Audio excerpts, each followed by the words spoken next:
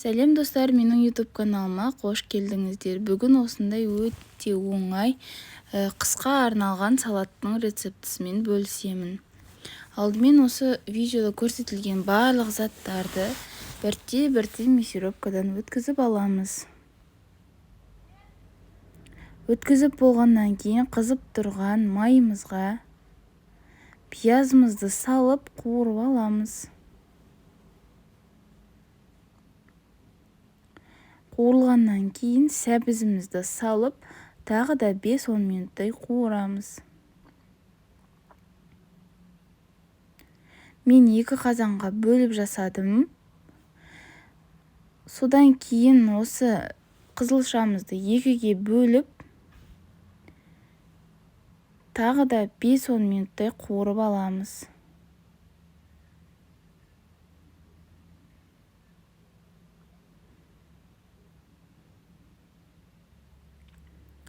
Содан кейін қызанағымызды саламыз, 40 минут қайнатамыз.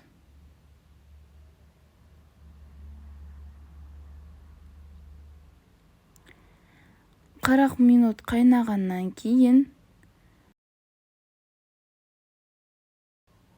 перецімізді салып, екеуін қайнатамыз 10-15 минуттай.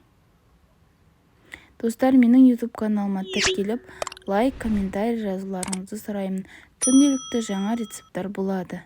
Тұзымызды және қантымызды өз мөлшерлеріңізде саламыз.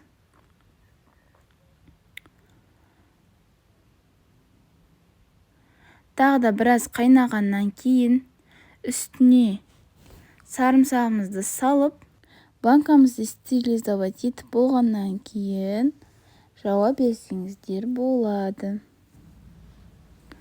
Банкамызға толтырып құйып аламыз салаттарымызды және закрывашкамен жауып, осымен салатымыз қысқа дайын. Сіздермен болған Гүлдана. Ас болсын.